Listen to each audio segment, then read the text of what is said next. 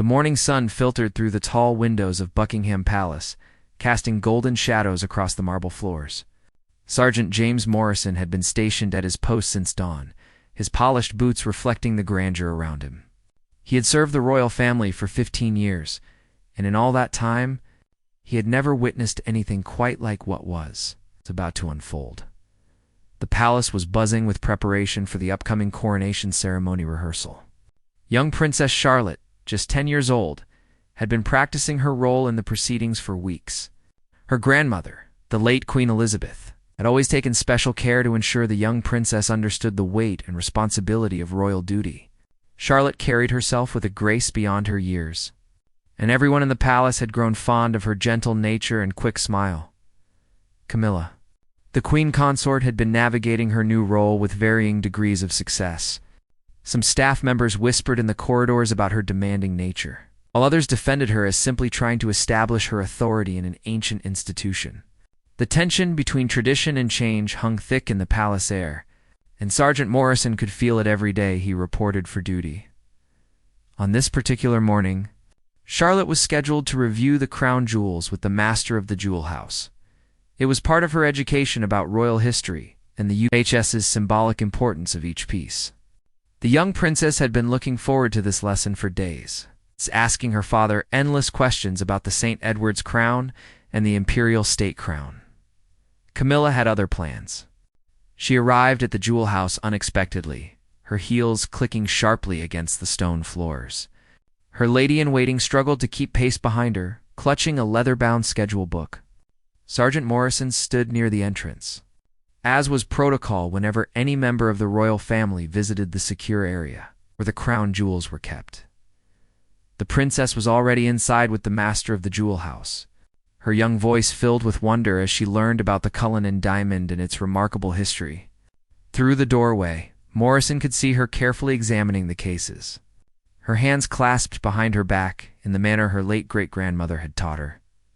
Camilla paused at the entrance, her expression hardening when she heard Charlotte's voice. She turned to her lady-in-waiting and said something in a low voice that Morrison couldn't quite catch. The lady-in-waiting's face showed surprise, then concern, but she nodded obediently, without waiting for the scheduled time to end.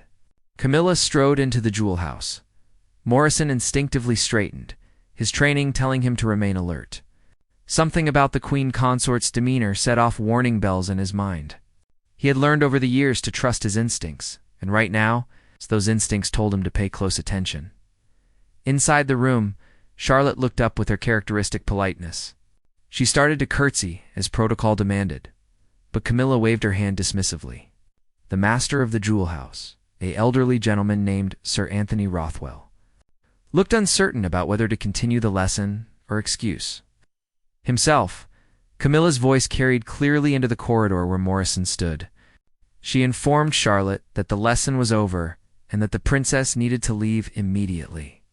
Charlotte, confused but still polite, asked if she had done something wrong.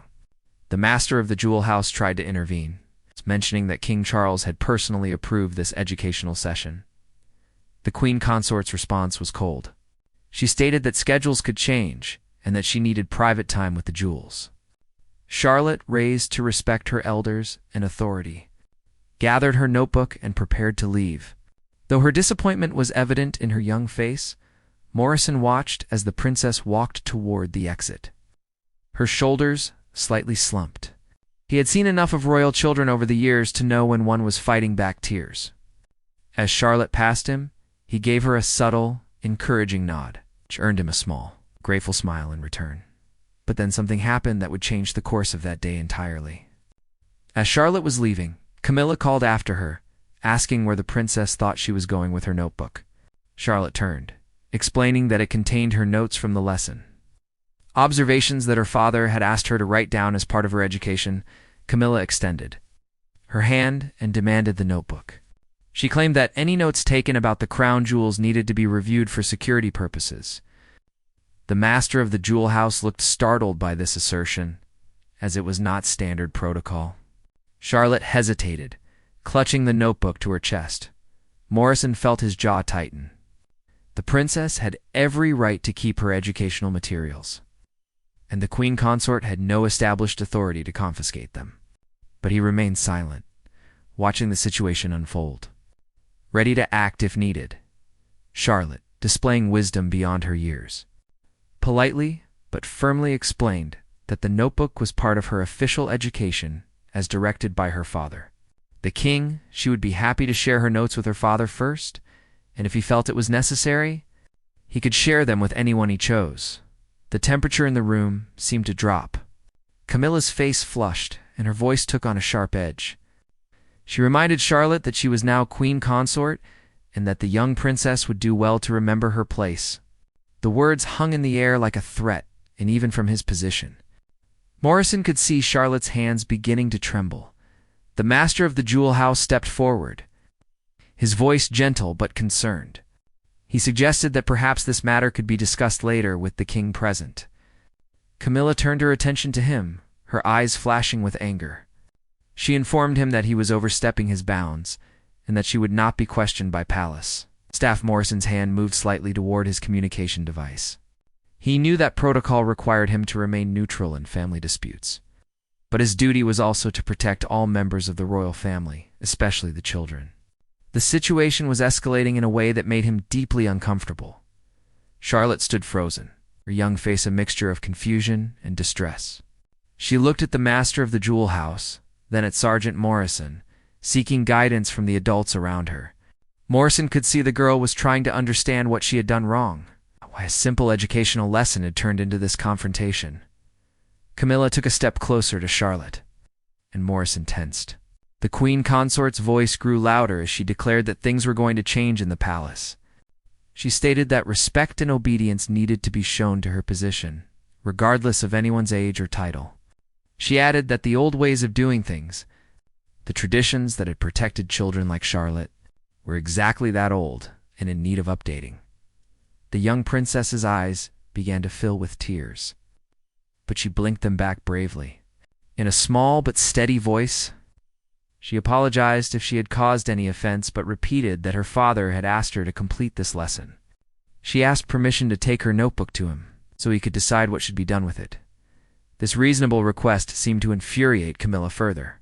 She reached forward and snatched the notebook from Charlotte's hands. The princess gasped, more from shock than any physical hurt, and took a step backward. The master of the jewel house made a sound of protest, but Camilla silenced him with a glare, holding the notebook aloft. Camilla announced that she was confiscating it pending a review of what was appropriate for a child of Charlotte's age to be learning about royal regalia. She suggested that perhaps Charlotte had been given too much freedom, too much access to things that should be reserved for future monarchs, not their siblings.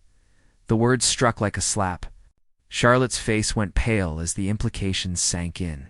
She was being told, in no uncertain terms, that she was less important, less worthy of education and respect, simply because she was not the direct heir. Morrison felt anger surge through him, but maintained his professional composure. Camilla then made the statement that would prove to be her critical mistake. She turned to include both the master of the jewel house and Sergeant Morrison in her next declaration. She stated that everyone in the palace needed to understand the new order of things. She was queen consort, and their loyalty was to her first and foremost. She specifically looked at Morrison and said that the guards served her, not children playing at being important. She added with particular venom that they served her, not Princess Charlotte. The words echoed in the hallway, and Morrison felt something inside him shift. In 15 years of service, he had never heard anyone speak of any royal child with such dismissiveness, such clear contempt. Sergeant Morrison felt the weight of his oath pressing down on him. He had sworn to protect and serve the royal family, but the definition of that duty had never been tested quite like this before. Standing in that hallway, watching a young princess fight back tears while being humiliated by someone who should have been protecting her, he knew he had reached a moment of decision. The master of the jewel house looked equally troubled. Sir Anthony Rothwell had served under 3 monarchs and had never witnessed such a breach of protocol and basic human decency. He cleared his throat and attempted to speak, but Camilla cut him off immediately, reminding him that his opinion had not been requested. Morrison took a measured breath and stepped forward. His voice was calm but firm as he addressed the queen consort. He reminded her respectfully that Princess Charlotte was engaged in an officially sanctioned educational activity approved by His Majesty the King. As such, the princess had every right to complete her lesson and retain her educational materials. Camilla spun around, her eyes wide with disbelief that a palace guard would dare to contradict her. She demanded to know his name and rank, her voice dripping with the promise of consequences. Morrison stood his ground, providing his information clearly and without fear. He had faced armed intruders and genuine threats to royal safety. He would not be intimidated by anger, no matter how royal its source. The queen consort took several steps toward him, her face flushed with rage. She informed him that he had just made a grave mistake, that his career was effectively over. She would see to it personally that he was dismissed from royal service before the day was done. How dare a mere guard question her authority or defend a child's impertinence? Morrison remained still, his expression neutral. He explained that his duty was to all members of the royal family, that included ensuring their safety and well-being, both physical and emotional. He was not questioning her authority, but rather fulfilling his sworn duty to protect the princess, who was clearly in distress. Charlotte stood watching this exchange with wide eyes. She had never seen anyone stand up to an adult member of the royal family before, especially not on her behalf. Part of her wanted to tell Sergeant Morrison to stop, to not risk his position for her sake, but another part of her felt a surge of gratitude that someone was willing to speak up when she felt powerless to defend herself. Camilla's lady-in-waiting looked like she wished she could disappear into the walls. She had been taking notes, as was her duty, but her hand had stopped moving, the pen hovering uselessly over the page. The tension in the room was suffocating, and she knew that whatever happened next would echo through the palace for months, possibly years. The queen consort pointed a shaking finger at Morrison and declared that he was relieved of duty, effective immediately. She ordered him to leave his post and report to the head of palace security for disciplinary action. Morrison didn't move. He respectfully informed her that only the king or the Lord Chamberlain had the authority to remove him from his duties, and until he received such orders through proper channels, he would remain at his post. This defiance seemed to push Camilla beyond reason. She grabbed Charlotte's arm, not roughly but firmly enough to make the young princess gasp. She announced that she was taking the princess to her father immediately so that he could see the kind of disrespect and insubordination that was being tolerated in his own palace. Morrison's hand moved to his radio. His voice was steady as he spoke into the device, informing the command center that the queen consort was escorting Princess Charlotte through the palace in what appeared to be a distressed state, and that he was following protocol by maintaining visual contact and requesting senior staff attendance within moments. The hallway filled with the sound of hurried footsteps. The private secretary to the king, Sir Clive Alderton, arrived first, his usual composed demeanor showing cracks of concern. Behind him came two additional security personnel, summoned by Morrison's call. Sir Anthony had also activated his own alert system, and the keeper of the privy purse appeared shortly after. Drawn by the unusual activity in what was normally a quiet section of the palace, Camilla released Charlotte's arm as the officials gathered. The young princess immediately stepped away, positioning herself slightly behind Sir Anthony, who had become something of a grandfather figure to her during their sessions. Her face was streaked with tears now, as the brave facade finally crumbling in the presence of adults she trusted. Sir Clive assessed the situation with practiced efficiency. He gently asked Princess Charlotte if she was all right, receiving a trembling nod in response. He then turned to Camilla and, with impeccable politeness, inquired if there was a problem he could help resolve. His tone was respectful but carried the weight of his authority as one of the king's most trusted advisors. Camilla launched into her version of events, painting Charlotte as disrespectful and Morrison as insubordinate. She insisted that the palace staff had forgotten their place and that the princess had been coddled to the point of believing she could question the queen consort's authority. She demanded that Morrison be dismissed immediately and that Charlotte be disciplined for her behavior. Sir Clive listened without interruption, his face revealing nothing. When Camilla finished, he turned to Morrison and asked for his account. The sergeant provided a clear, factual recounting of everything he had witnessed, from Camilla's interruption of the scheduled lesson to her confiscation of Charlotte's notebook to her statement about the guards serving her rather than the princess. The private secretary's eyebrows rose slightly at that last detail. He looked at Sir Anthony, who nodded confirmation. The lady-in-waiting, when asked if this was accurate, hesitated before also nodding. She had been keeping notes, after all, and the words had been clearly spoken. Sir Clive then did something unexpected. He asked Princess Charlotte to tell him what had happened in her own words. The young princess took a shaky breath and explained everything, her voice small but honest. She emphasized that she hadn't meant to be disrespectful. She had only wanted to finish her lesson and keep her notes as her father had requested. She also mentioned that Sergeant Morrison had only spoken up when she started crying and that he hadn't been rude. Just concerned for her, the private secretary thanked her and suggested that perhaps the princess would be more comfortable waiting in the nearby drawing room. While the adults sorted out this misunderstanding, Charlotte looked relieved and quickly agreed, though she cast one last grateful glance at Morrison before leaving with one of the female security officers. Once the princess was out of earshot, Sir Clive's demeanor changed subtly. He informed Camilla that this was a serious matter that would require the king's immediate attention. However, he also needed to make clear that Sergeant Morrison had acted appropriately according to his training and his duty. Palace guards were sworn to protect all members of the royal family, particularly the children, and Morrison had done exactly that. Camilla protested that Morrison had defied her direct order.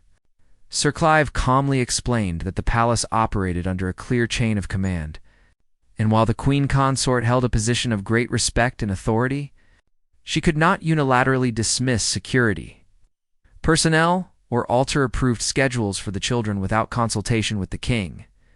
The queen consort's face turned an alarming shade of red. She accused Sir Clive of undermining her position and showing her disrespect. She warned that the king would hear about this insubordination from his own staff. Sir Clive assured her that the king would indeed hear about everything that had transpired, as was proper protocol, and that His Majesty would make any necessary decisions. The keeper of the privy purse, who had been quietly observing, stepped forward. He mentioned that there was also the matter of the princess's notebook, which had been taken without proper authorization. Educational materials created during officially sanctioned lessons were considered part of the royal archives and could not be confiscated without documentation, and Camilla clutched the notebook more tightly, as if realizing that giving it up would be an admission of overreach. She argued that as queen consort, she had the right to review anything occurring within the palace walls. The keeper of the privy purse politely but firmly disagreed. Citing specific regulations that had been in place for decades, Morrison remained at attention throughout this exchange, his face betraying none of the turmoil he felt inside. He had potentially ended his career today, but watching Princess Charlotte's distressed face had left him no choice.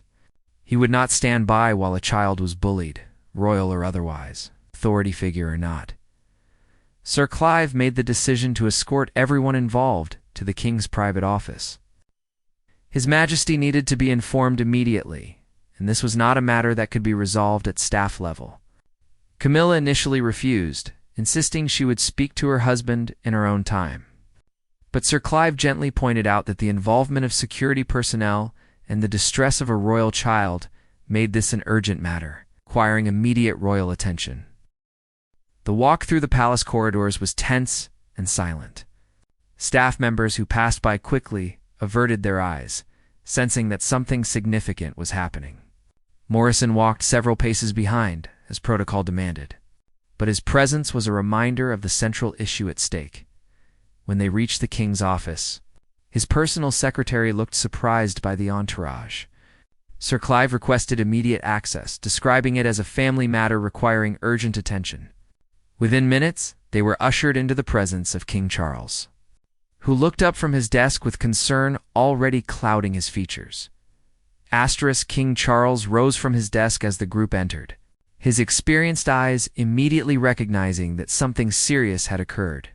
He had been reviewing state papers, but those were quickly forgotten as he took in the faces before him. Camilla looked furious. Sir Clive appeared gravely concerned, and Sergeant Morrison stood at attention with the bearing of a man prepared to face consequences. The king's first question was about Charlotte. Where was his daughter, and was she safe? Sir Clive assured him that the princess was waiting in a nearby room with trusted staff, physically unharmed, but emotionally shaken. Those words caused Charles's expression to harden in a way that few people ever witnessed. Whatever else he was as a monarch, he was first and foremost a father. He requested that Charlotte be brought to him immediately. While they waited, he asked for a brief summary of what had transpired. Sir Clive provided a concise overview, careful to remain objective and factual.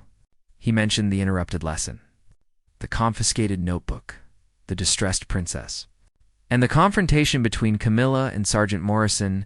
Camilla attempted to interrupt several times, trying to frame the narrative in her favor, but Charles raised his hand for silence. His voice was quiet but carried absolute authority as he stated that he would hear from everyone involved. But first, he needed to see his daughter and ensure she was all right. When Charlotte entered the room, she ran straight to her father, throwing her arms around him in a way that protocol normally discouraged in official settings. The king held her close, stroking her hair and murmuring gentle words. He could feel her trembling and his jaw tightened further. After a moment, he guided her to sit beside him and asked her to tell him everything that had happened. Charlotte's account was tearful but clear. She explained about looking forward to the lesson, about learning fascinating details about the crown jewels and their history. She described how Camilla had arrived and ended the lesson abruptly, then demanded her notebook. The young princess's voice broke as she recounted being told that she was just a child playing at being important, and that the palace staff served Camilla, not her. The king's face had gone pale as his daughter spoke. He glanced at Camilla, who was standing rigidly near the window, her expression a mixture of defiance and growing apprehension. When Charlotte finished, Charles thanked her gently and asked if Sergeant Morrison had been unkind to her in any way. Charlotte shook her head vigorously, explaining that the sergeant had only tried to help when she was upset. Charles then asked his daughter if she would like to return to her rooms to rest. Charlotte nodded, clearly exhausted by the emotional ordeal. The king summoned one of her regular attendants, a kind woman who had been with the family for years, and instructed her to stay with Charlotte and ensure she had whatever she needed. He also requested that Princess Charlotte's brother, Prince George, be informed that his sister might need some cheering up later. Once Charlotte had left, the atmosphere in the room shifted dramatically. King Charles returned to his position behind the desk, but he did not sit. Instead, he stood with his hands resting on the polished wood surface, his gaze moving from person to person. He asked Camilla to explain her version of events, and she did so, her voice growing more defensive as she continued. She claimed that Charlotte had been impudent, questioning her authority and refusing to follow simple instructions. She argued that palace staff, including Morrison, had been insubordinate and disrespectful. She maintained that she had every right to oversee the children's activities and to expect obedience from the palace employees. Charles listened without expression. When she finished, he asked a single question. Had she really told palace staff that they served her rather than Princess Charlotte? Camilla hesitated and attempted to explain that she had been trying to establish proper hierarchy and respect for her position. The king's silence was more damning than any words. He turned to Morrison and asked for his account. The sergeant provided his report with military precision, leaving out no details but also adding no embellishments or personal opinions. He simply stated what he had witnessed and the actions he had taken. When Charles asked why he had called for backup, Morrison explained that he believed the situation required senior staff intervention and that his primary concern had been ensuring Princess Charlotte's welfare. The king nodded slowly, processing everything he had heard. He asked Sir Anthony Rothwell, who had been waiting outside and was now brought in, to confirm the sequence of events. The master of the jewel house did so, his elderly voice sad but firm. He expressed his distress at witnessing a young child's educational enthusiasm crushed by what he could only describe as unnecessary harshness. Charles picked up his telephone and made a brief call, requesting the immediate presence of the Lord Chamberlain and the head of palace security. While they waited, an uncomfortable silence filled the room. Camilla attempted to approach her husband, but he held up a hand, asking her to remain where she was. The gesture was not cruel, but it was unmistakably distant. When the requested officials arrived, Charles asked them to review the day's security logs and all official schedules involving Princess Charlotte. He wanted documentation of what had been approved, by whom, and what protocols had been followed or broken. He also requested Morrison's service record, and any previous incidents involving the Queen Consort and palace staff. The head of palace security confirmed that Morrison had an exemplary record with no disciplinary issues in 15 years of service. He also noted that the sergeant had followed proper protocol in calling for assistance when he perceived a situation that required senior staff intervention. The Lord Chamberlain consulted his files and confirmed that Princess Charlotte's educational session had been officially scheduled and approved by the king himself 2 weeks prior. Charles then addressed the elephant in the room. He spoke directly to Camilla, his voice heavy with disappointment. He explained that while he understood the challenges of her position, and while he appreciated her desire to be respected, what had occurred today was not acceptable.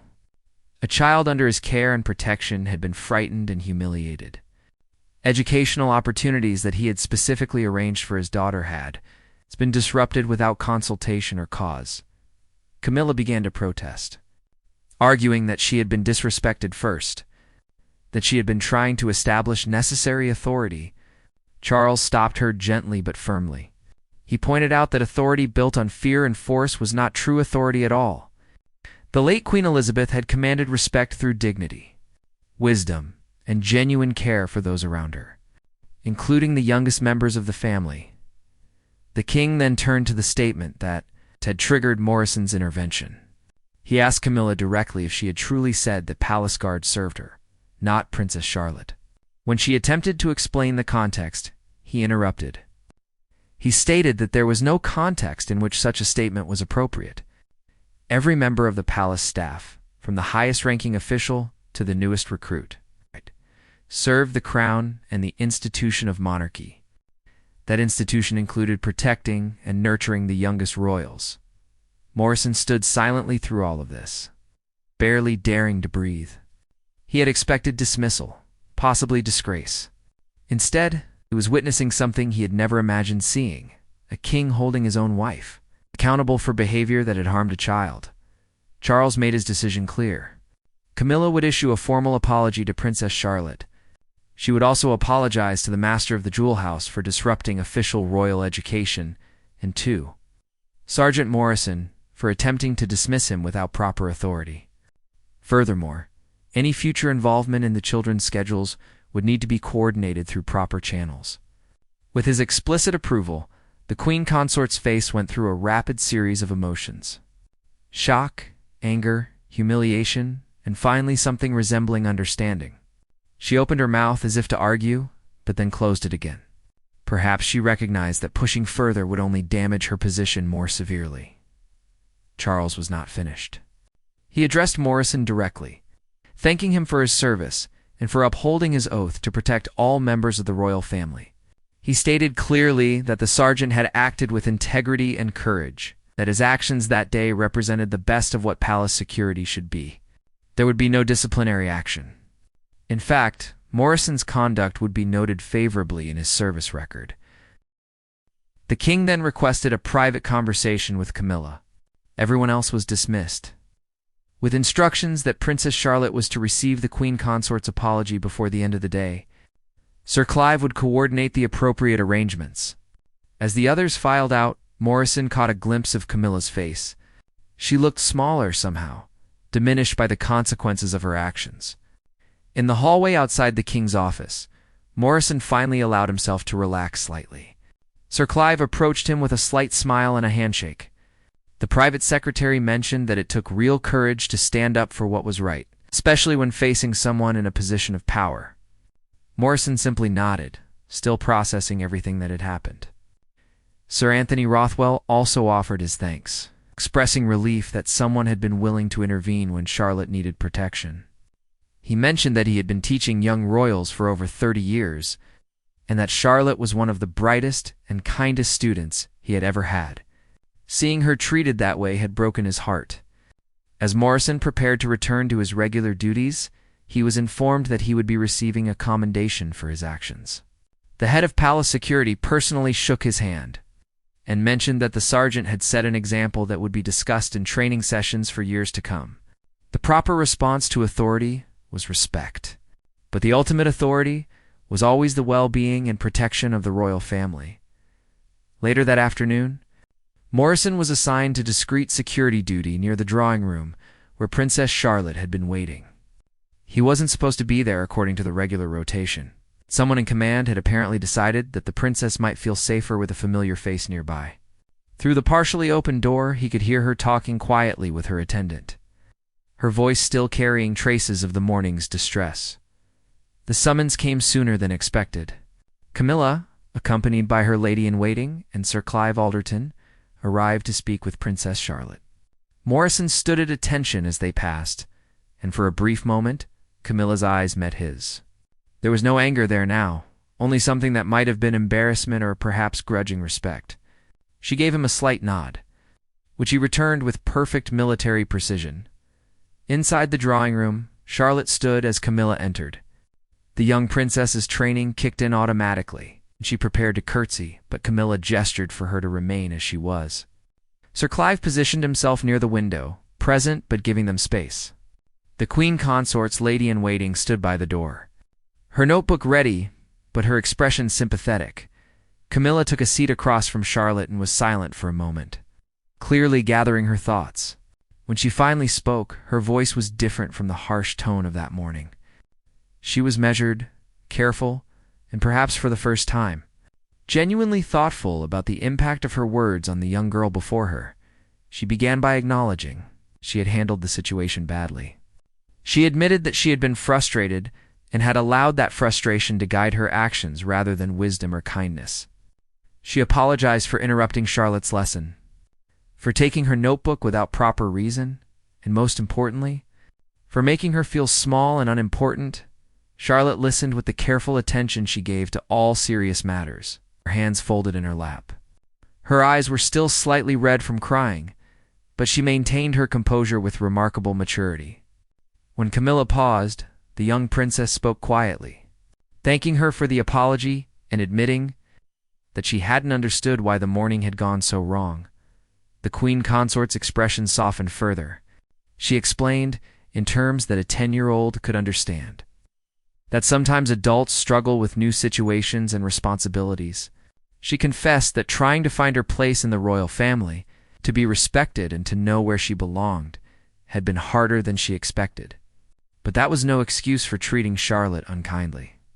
Charlotte, displaying the empathy that her late great-grandmother had cultivated in her, said that she understood it must be difficult to join a family that had been doing things the same way for so long. She mentioned that sometimes she felt overwhelmed by all the rules and expectations, too. Her simple honesty seemed to touch something in Camilla, and the queen consort's eyes grew bright with unshed tears. Camilla returned Charlotte's notebook, apologizing specifically for taking it and explaining that, of course, the princess had every right to keep her educational notes. She mentioned that she had glanced through it while waiting to see the king, and that Charlotte's observations about the crown jewels were actually quite insightful. The young princess brightened slightly at this praise, the first positive interaction she had received from her stepmother all day. The conversation continued for several more minutes, with Camilla asking about what Charlotte had learned that morning before the interruption. The princess, ever eager to share knowledge, began explaining the history of the Cullinan diamond and how it had been cut into multiple stones. As she spoke, her enthusiasm returned, and some of the morning's trauma began to fade from her features. Sir Clive watched this exchange with quiet approval. He had witnessed many difficult moments in his years of royal service, but he had also seen the power of genuine reconciliation. This wasn't a perfect resolution, and trust would need to be rebuilt over time. But it was a start. Before leaving, Camilla mentioned that she owed apologies to others as well. She asked Charlotte if the princess thought Sergeant Morrison would accept an apology from her. Charlotte's face lit up, and she assured Camilla that the sergeant was very kind and professional, and that he had only been doing his job in protecting her. When Camilla emerged from the drawing room, Morrison was still at his post. She approached him directly, with none of the imperious attitude from that morning. She acknowledged that she had been wrong to attempt to dismiss him, wrong to suggest that his duty was to her alone rather than to all the royals, and wrong to put him in a position where he had to choose between following an improper order and protecting a child. Morrison accepted her apology with grace, stating that he held no personal ill will and that he understood the pressures of her position. He mentioned that his oath was to serve and protect the royal family, and that he would continue to do so to the best of his ability. Camilla seemed genuinely relieved by his professional response, and she thanked him for his service before departing with her lady-in-waiting, Sir Anthony Rothwell received his apology later that day in his office at the Jewel House. Camilla acknowledged that she had disrupted an officially sanctioned educational session and had showed disrespect to his position and expertise. The elderly man accepted her words kindly, mentioning that the palace was a place of learning and growth for everyone, not just the children. In the days that followed, word of the incident spread through the palace despite efforts to keep it quiet. Staff members who had long felt intimidated by the queen consort's demanding nature found themselves standing a little straighter, knowing that there were limits to what would be tolerated, even from someone of high rank. Morrison became something of a quiet hero among his fellow guards. Though he discouraged any discussion of the matter, Princess Charlotte returned to her lessons with renewed enthusiasm, and Sir Anthony noticed that she seemed to carry herself with slightly more confidence. The experience had taught her that standing up for oneself, even against authority, was sometimes necessary and right. It was a lesson that would serve her well in the years to come. King Charles made subtle changes to palace protocols in the wake of the incident. He established clearer guidelines about the children's education and activities, ensuring that approved schedules could not be arbitrarily changed. He also reinforced the role of palace security in protecting the well-being of all family members, making it explicit that guards should always prioritize the safety and welfare of the children above all. Other considerations. Camilla, for her part, seemed genuinely affected by the day's events. Staff members noticed a shift in her demeanor over the following weeks. She was more considerate in her requests, more thoughtful in her interactions with junior staff, and notably, warmer toward the younger members of the family. Whether this change was born of genuine reflection or simply caution about future consequences, it represented an improvement that everyone appreciated. The relationship between Camila and Charlotte would never be effortlessly easy, but it became workable. They found neutral ground and shared interests in formal occasions where their roles were clearly defined. Charlotte learned to navigate the complex dynamics of her blended family with the same grace she applied to state functions. Camilla learned that earning respect, especially from children, required patience, consistency, and kindness rather than demands and force. Morrison continued his service at Buckingham Palace, eventually earning promotions and additional responsibilities. He never spoke publicly about the incident, maintaining the discretion that was central to his profession. However, in private conversations with younger guards, he would emphasize that their duty was not simply to follow orders but to uphold principles, and that true service sometimes required courage. The incident became something of a legend within palace walls, told in hushed tones in break rooms and guard stations.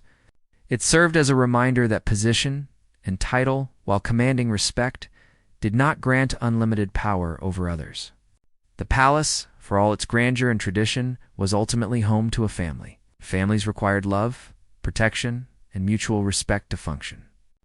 Years later, when Princess Charlotte was older and beginning to take on more official duties, she would occasionally pass Sergeant Morrison in the corridors.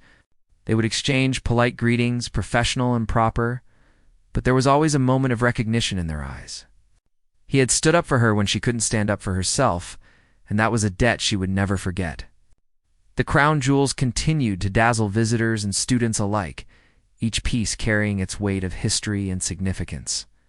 Princess Charlotte did eventually complete her education about them, filling several notebooks with observations and sketches. She kept them all carefully organized in her personal study, a reminder of the day she learned that even in a palace full of treasures, the most valuable things were integrity, courage, and the willingness to protect those who needed protection. Sir Anthony Rothwell retired a few years later, his final lesson being the one he taught without intending to: that education is not just about facts and history, but about character and values. He received a personal commendation from the king for his decades of service, and Princess Charlotte attended his farewell ceremony, presenting him with a leather-bound book of her notes from all their sessions together. The palace settled back into its rhythms, the incident becoming part of its long history of dramas and resolutions. Staff members came and went, protocols evolved, and the family continued their public service while navigating their private challenges. But the core lesson remained, passed down through new generations of guards and staff members. Duty to the crown meant duty to all it represented, especially the most vulnerable members of the royal family. Morrison would eventually pen a memoir after his retirement, though he was careful to change names and specific details. The chapter about choosing between orders and conscience became required reading in security training programs. He wrote that the hardest decisions were often the ones that felt most simple in the moment, when a child's tears made the choice crystal clear, even as the consequences remained uncertain. Princess Charlotte grew into a poised and confident young woman, known for her kindness to staff and her genuine interest in the people she met during official functions. Those who knew the full story of that day in the Jewel House could trace a direct line from the frightened 10-year-old to the compassionate adult she became. Sometimes the moments that test us most severely are the ones that shape us most profoundly. The queen consort found her footing eventually, learning to navigate the impossible expectations placed upon her while maintaining her dignity and developing genuine relationships with her stepchildren. The incident with Charlotte became a turning point, a moment when she could have doubled down on authority and distance, but instead chose reflection and growth. And deep in the Jewel House, the crown jewels continued to sit in their cases, silent witnesses to centuries of human drama. They had seen kings and queens rise and fall. It adorned heads both wise and foolish, and had outlasted everyone who had ever worn them. But for one brief moment in their long history, they had been part of a lesson about power far more valuable than their considerable worth: the power of standing up for what is right, regardless of the cost, and the greater power of admitting when one is wrong.